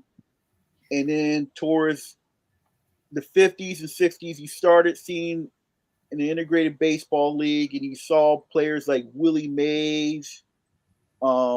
Jackie Robinson was coming towards the end of his career, but you saw Willie Mays, Roberto Clemente, Hank Aaron back in the 50s, and then in the 60s, you saw some really decent players like Willie McCovey, Bobby Bonds, Lou Brock, Frank Robbins, Reggie Jackson, and in the 70s, not much in the 70s except maybe Willie Stargell. He did start it in the 60s, but back in the 70s, Willie Stargell was pretty popular back then. We had the Big Red Machine in Cincinnati Big Red too. Machine. I forgot about that. The Big Red Machine of Joe Morgan, Johnny Bench, Johnny Bench, Pete Rose, another Dave player, Concepcion, Dave Concepcion back then, and don't forget too in the and he had the Yankees too back then. Tony Perez, Thurman Munson, I think probably would have been in the Hall of Fame right now if he didn't tragically die in that plane accident. Oh, absolutely. Right. Well, yeah. So back to the Pujols discussion. First off, if Albert doesn't leave, you don't see Michael Wacha, not in a Cardinal uniform, and you probably don't have the money to pay Yadier Molina, which means tonight doesn't happen. Yes. Yeah. So because Yadier has been to your point, great Cardinal player too. To your point, I think when you talk about the greatest Cardinal of all time, I think it's generational. Yes, it's those. If you go back into the 20s and 30s, and you've got Dizzy and Ducky Dean, you've got those guys. Then as you kind of go through, you've got Lou Brock, Bob Gibson, and you kind of just keep going through, to the guys like Vince Coleman, Willie McGee, Jack Clark. I mean, there's guys in every, like you get to the 90s, Ray Lankford, who for the longest time actually held the all-time Cardinals home run record at Busch Stadium 2, of course, until McGuire broke it. So, and now obviously to guys like Pujols, and you're going to see guys like Yadier Molina, Adam Wainwright are going to be in that discussion. Even somebody like Matt Holliday, who was only in St. Louis for 5 years, but was extremely instrumental in winning seasons for them. So it really is generational. Like I look at it, and so I have a confession to make. So I was born in Northwest Tennessee. When I grew up, I was a Cubs fan, and this was before. Don't look at me like that, Jeremy. This is before. I'm not mad at you. I mean, so it's funny, but I was a Cubs fan until I started watching more Braves games on TBS. And then it was the Braves of the 90s. It was Greg Maddux. It was Tom Glavine. It was Steve Avery. It was Kemp Merker. It was Sid Bream. It was Terry Pendleton, Jeff Blauser, Otis Nixon, Deion Sanders, all those guys. John Smoltz. Right, Smoltzy. And then they're like you had Mark Wohlers was their closer. But I started watching the Braves when Dale Murphy was in right field. And whenever I played baseball in Little League, I wanted to be Dale Murphy.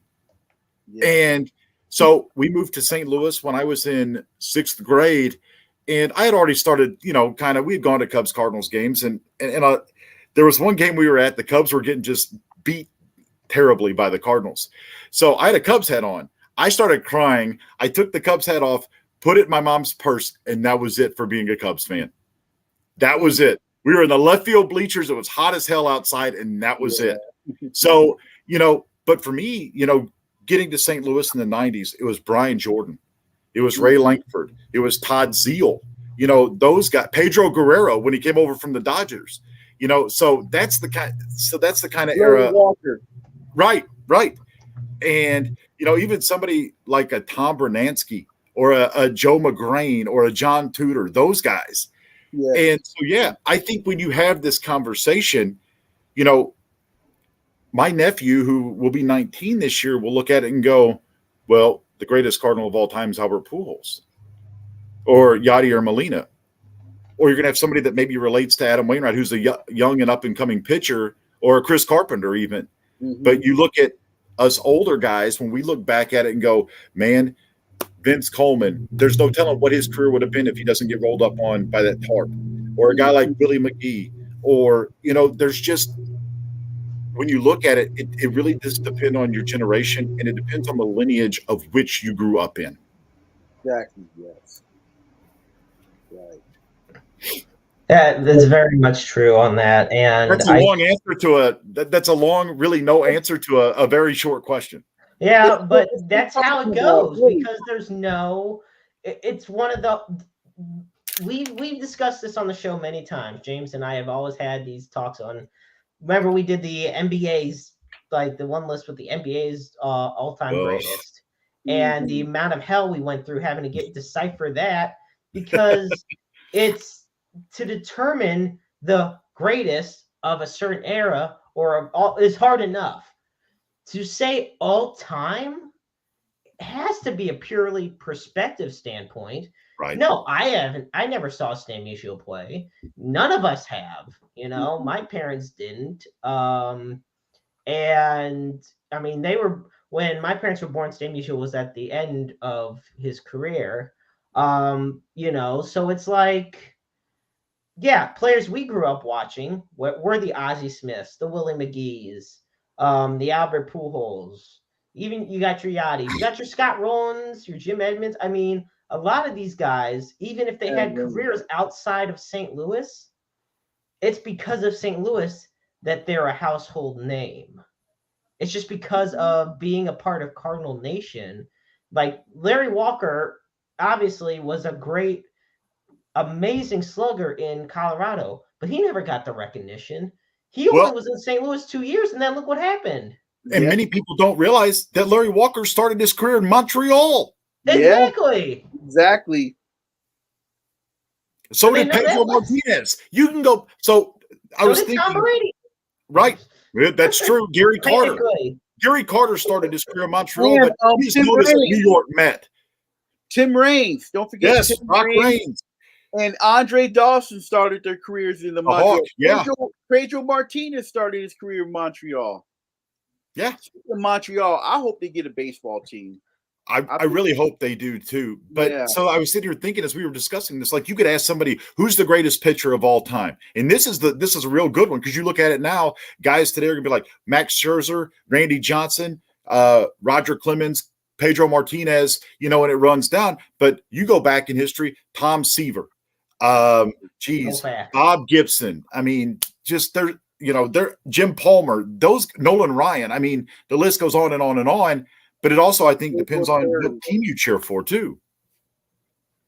I think one of the when you talk about probably one of the greatest pitchers of all time, one that should always be in the conversation but will never get any recognition for it, Phil Niekro. Yeah. Yeah. Phil Niekro. Or another player I think that should get mentioned too is Leroy Satchel Paige. Yeah. Yes, absolutely. All the way up to the age of almost 59. Oh my God, I can't even imagine. His career spanned from the the mid 20s. Keep this in mind, folks. Satchel Paige's pitching career or his baseball career went from the mid early 20s to the 1960s. And then he was an instructor with the Cardinals. He was an instructor with the Cardinals. So yeah, the word greatest is probably one of the worst words in the history of sports. I think that like lexicon because it just creates such a controversial discussion every time. Or the let's play who's on your Mount Rushmore game.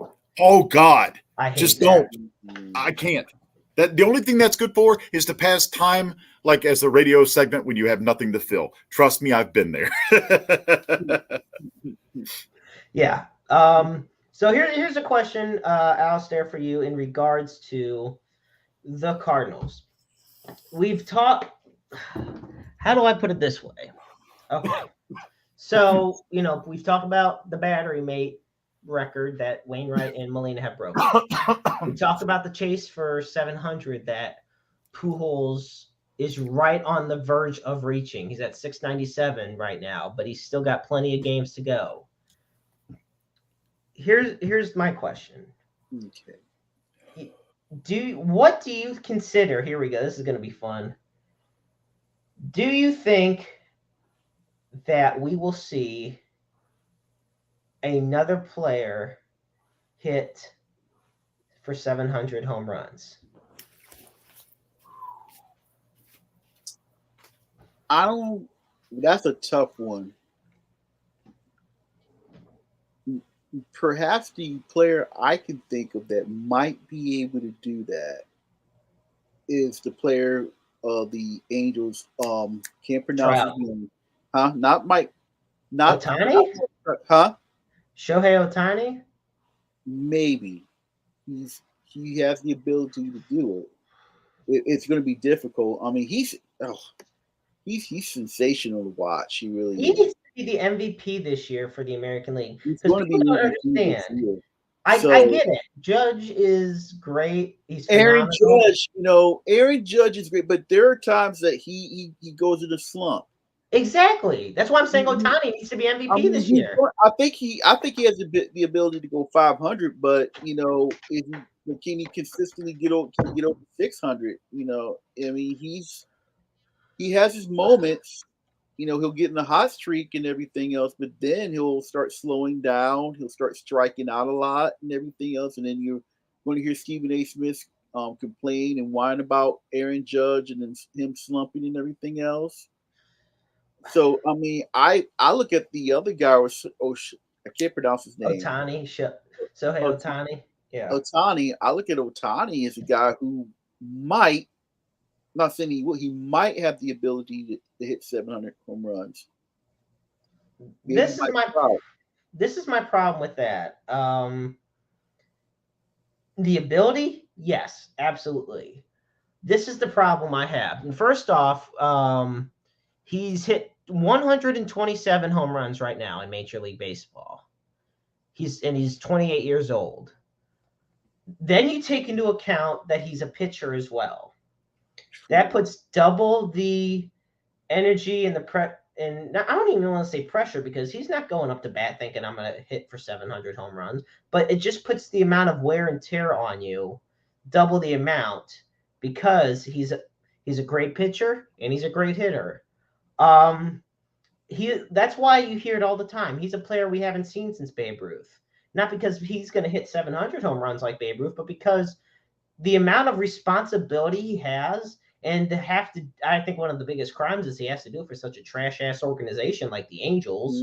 Yeah. And, and there's a lot of questions about the Angels, I had a nice chat with Dres Montez about the Angels. He was predicting that, if there was one team that might end up moving to Vegas, it would be the Angels. And I'm like, whoa, really? I mean, they're looking to be sold. Huh? They're looking to be sold. They've announced they've explored the options of possibly selling the team. So yes, I do think they're happen. going to find somebody in the LA area that's going to buy that team. That's going to keep the team, and he might build a new stadium somewhere in Orange County. Keep the team there. It amazes me though that. First off, it amazes me that that's one of the oldest stadiums in baseball. That's what cracks me up. I was surprised how old that stadium is. The stadium dates back to the mid '60s, and it's actually right around the same age as Dodger Stadium. Yep. Which you would think Dodger Stadium would be around, since the 50s and 40s, but it wasn't because the Dodgers were in Brooklyn first before moving to Los Angeles. But no, I feel to hit 700 home runs, you see it all the time. I think the perfect example is when you look at records like Cy Young's 511 career wins. Mm-hmm. We're never going to see Cy Young, we're never going to see anybody else get anywhere near 511 wins. Exactly. Because the amount of, first off, you got to pitch for about 25 seasons, and then you'll have to win at least 20 of them, at least 20, 30 games in each season. On top of that, it's just the way the game was played then. And when we had Sadie Blaze on in the past, we've talked about this. The baseballs were used repeatedly instead of having a new one after every single pitch. Yeah. The players themselves, these are bona fide athletes that have spent their whole lives in this sport. Meanwhile, back then, there were guys just probably coming from the coal mines that just happened to have a bat and went up to go up against Cy Young. So, and they didn't have the contracts back then. They didn't have, no. the contract that we have right now, which is really something. Well, I think a lot of it is sabermetrics too, because now managers aren't going to let pitchers see a lineup the third time through. So sometimes you're not even getting the amount of innings you could be up 5-0, but you've thrown 80 pitches through 4 innings. Out. And yeah, he's going to pull you before you finish the 5th. I'll tell you what, sabermetrics may not weigh the win as much, but by God, my contract's going to, especially my next one. If you're taking me out before I can get the chance to win a game, my manager and I, we're throwing fisticuffs right now, because I'm telling you, I mean, that's fine. You can eat too, but not at my damn table. Exactly. I feel like the most, we look at the most unbreakable records. Everybody thought for the longest time that Lou Brock's record, or not Lou Brock's, Lou Gehrig's record was, that's in Lou Brock's stolen base record.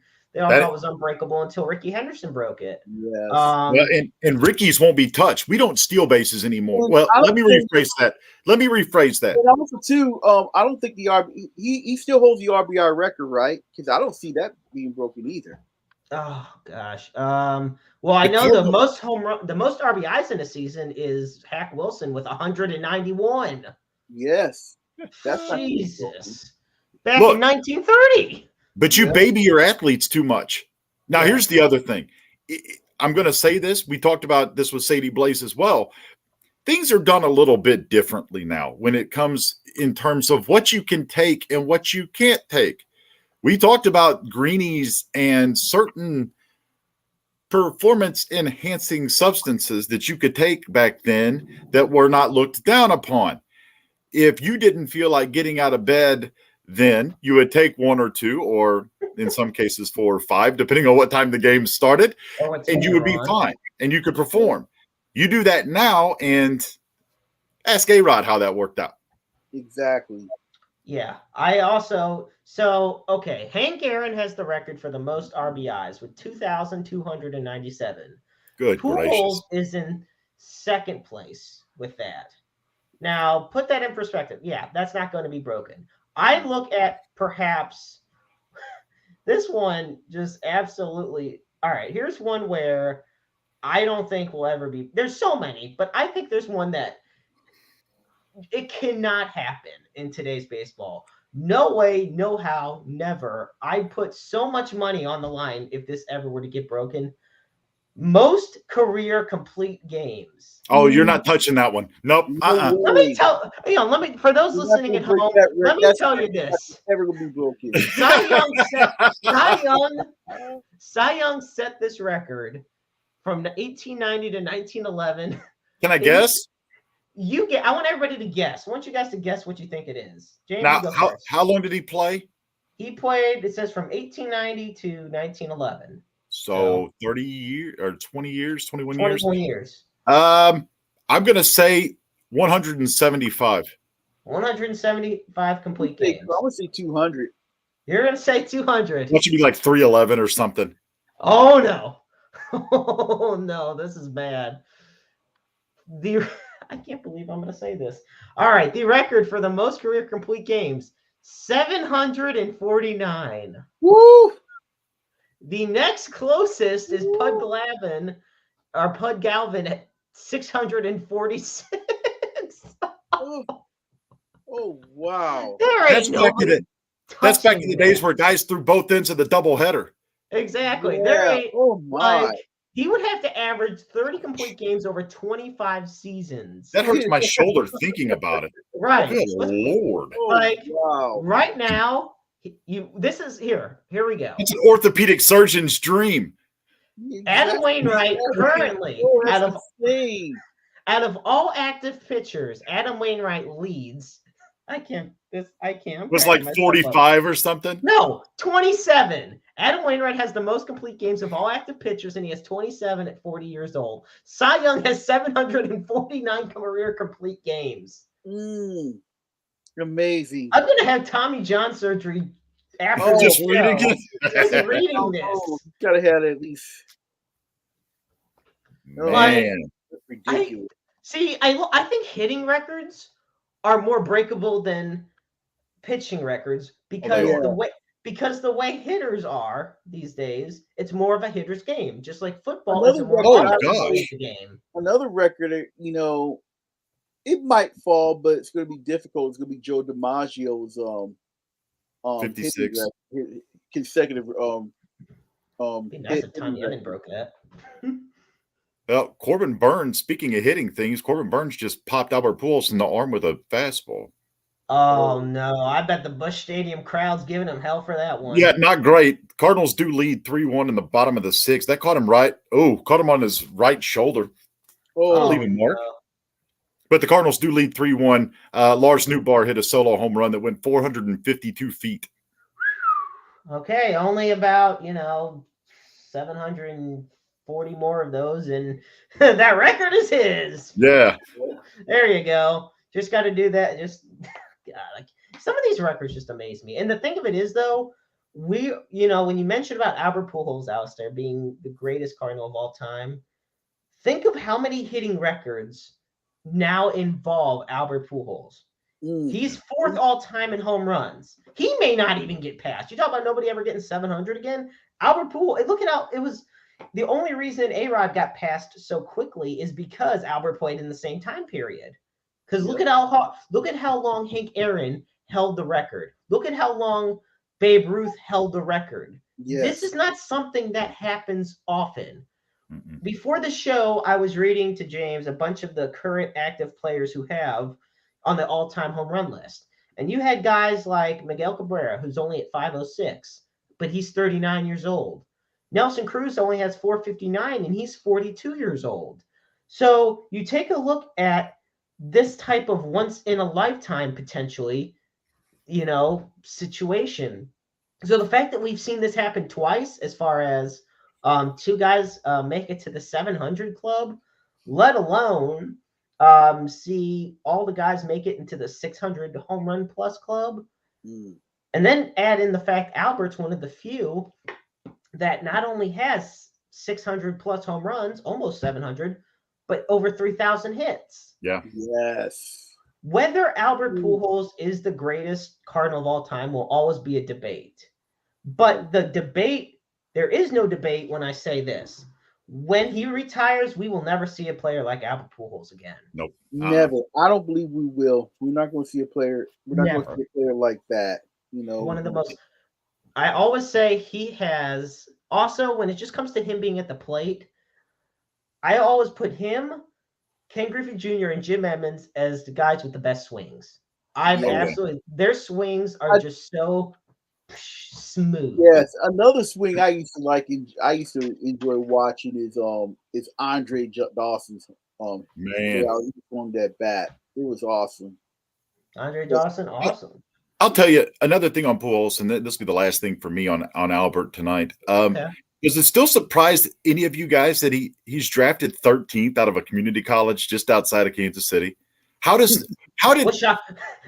the hell do you let this guy fall to the 13th round? And that's Albert Pujols' situation to me is similar to Tom Brady's. That's exactly where I was going. Because Tommy, he's a guy who played community college baseball and everything else, and he gets drafted in the 13th round. And you look at Tom Brady, he wasn't a full-time starter at Michigan. He did put up. He had a good arm. Mechanics were good, but But when they saw him, his body. When you look at his body, he almost looked like pre-Roger. What's that character's name in Captain America before? Steve Rogers. Steve Rogers. That's what he looked like. Without the muscle mass and everything else. During the combine and everything else, and now here he is. Playing to his 45 years old and playing well. I think the other crazy thing about Pujols too is Kellerman used to talk about the cliff and everything else. We were figuring out when's the cliff's going to happen. It hasn't happened yet. It might happen this year. We'll see. But I think the other thing crazy about Albert too is the only reason he came north out of spring training in that year, in his rookie year, was because Bobby Bonilla got hurt.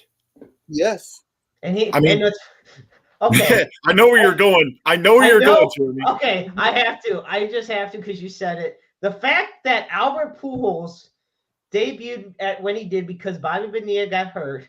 The fact that Albert Pujols is going to be playing an entire career, retire, and when he's retired, Bobby Bonilla will still be getting paid by the Mets. From the Mets. Is the greatest. That's the greatest stat in baseball. I'm done. Bobby Bonilla is still getting paid. I hope he's saving that money for for generational wealth to his offsprings and everything else. Yes. Seriously, I mean, if you're getting paid that way, come on. Oh my gosh, that is the most genius genius for Bobby Bonilla's sake. That blew my mind because I mean, he's financially set for life and everything, and so is his children. The way I see it, he's stable. That's the best part. Yeah, anybody can get all the money right away, but the fact that he's choosing to get I hate to say like over $1 million's a little bit of money, but baseball player standards here, folks. That he's getting a little bit over such a long increment. I mean, Steve Young kind of did the same contract with the in the USFL. The only difference is MLB isn't going anywhere, but the USFL did after 1 year. Yep. Alistair, I want to tell you, it has been an absolute pleasure having you on this evening. I'm glad. I know you've been looking forward to it a long time, and definitely James and I have.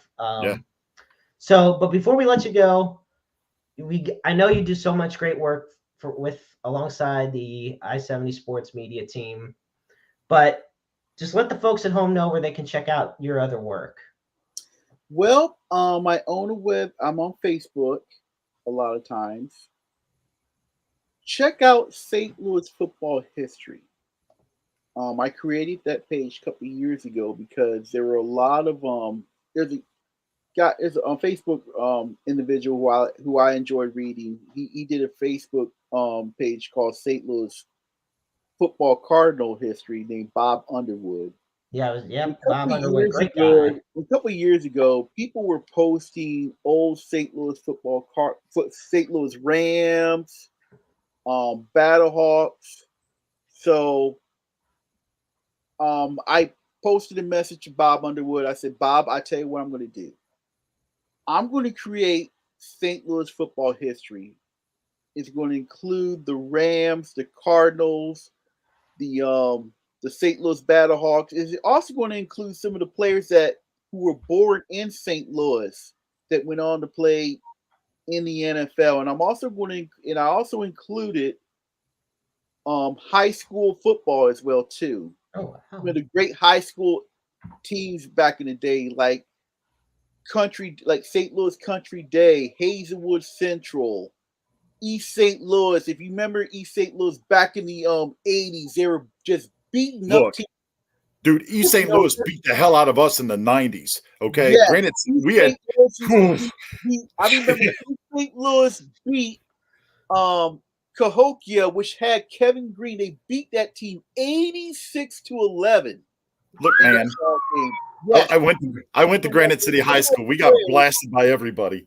I went to Francis Central. Those were some rough years on varsity. Players went on to play collegiate football. Not a whole lot didn't get to play in the NFL. I also, I included other players like Tony Van Zandt, who was one of the great high school football players of all time in St. Louis at Hazelwood Central. Real shame that he had that knee injury during that All-Star game, because if he didn't have that knee injury, he would have had a really good career at Mizzou there. So, hey, check it out. Have any stories, post it there, please. All right. Well, I'm looking forward to checking out more of the stories on there, and as well as seeing the great articles that you put out on Interstate70sports.media. So, Alistair Fannell, ladies and gentlemen, here live on Roundabout Sports. Have a good night, Alistair. You too. Have a blessed night. Thank you, my friend. Same to Thank you. you. Wow. Just amazing. And I still can't get over the fact that, the rivalries that SLU could have if they get a college football team. Right. And I mean, obviously, it's right in the center of the country. You have, I mean, really the built-in rivalries, I mean, and you could join you could join a conference that, you could join the Ohio Valley Conference, and I think it would fit in just well, just right. I mean, obviously, you look at the A10, and I don't think there's many A10 schools that have football teams. I would have to look into that, and that could be a topic for our next show or whatnot. But, I think it does. I think it does kind of bode itself well for a town that is football starved. Obviously, once the Rams left, there was a lot of hard feelings towards the NFL. The Battlehawks are St. Louis born. I think any football team that's born in St. Louis would do well. And I think you don't draw it just from the city, but you draw it from the region as well. So I think that works just hand in hand with each other. It really does. So I guess that means next week we're going to do the Mount Rushmore. No, God, the Mount Rushmore of the 2008 Cardinals. There we go. Wow. It's funny though. And to touch on that one more time, I mean, you could almost, for every 5 years of Cardinals history, do a Mount Rushmore that would be different. The Cardinals have had their superstar players, yes, but it's always been, and I know a lot of people hate this terminology, especially if you're not a Cardinal fan, but you can kiss my ass otherwise. So the idea of the Cardinal way. Oh God! I don't really. But I mean, tell me if I'm wrong. You're not. I mean, look, George, George Kistler brought this in. I mean, these guys, and they've taught it. It was guys like, Joe Torre taught it. Whitey Herzog, TLR taught it. Dave Duncan was really big on doing things that way. And then even Mike Schilt, who was a descendant of that way. And now Ali Marmol, who, again, has been in the system. It is the same lineage over and over and over again, just taught at a different way. And it's always been about defense, and it's always been about playing the fundamentals of the game correctly. You can't argue with that. Look, the Cardinals are seven games up on the Brewers going into tonight. They're winning right now. They're going to most likely win the division again. You may complain and you may bitch and moan and groan about John Mozeliak in the front office.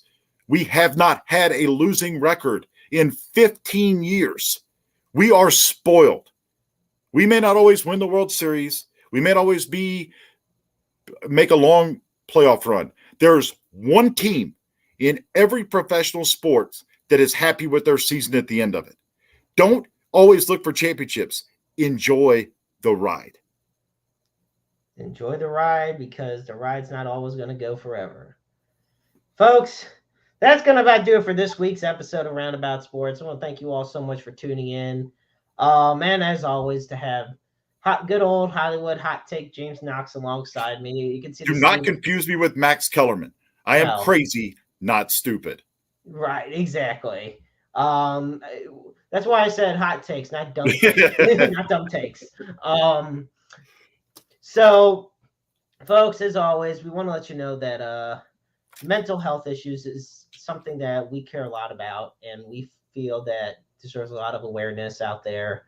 And as always, at the end of every show, we post the NAMI hotline for mental health awareness issues. It's open 24/7. You just give them a call at 1-800-950-NAMI. The line is open 24/7. And then we have, of course, the suicide and crisis lifeline. Used to be just a big, long phone number, but now you just have to dial 988. Understand that in the world we live in, you are never alone. There's always somebody out there who loves you and cares about you and wants to be there and help you and support you. And, we're all on this earth for a reason. And couldn't put it any more blunt than that. So I want to thank you all for tuning in this week. I want to thank Alistair Fannell for being just an amazing guest. We're so blessed to be here on this earth and on this show. So catch us next week on Roundabout Sports. I'm the maestro Jeremy Karp. He's Hollywood James Knox. And remember, life is a book full of empty pages just waiting to be written in. Make your lives worth reading. Good night, folks.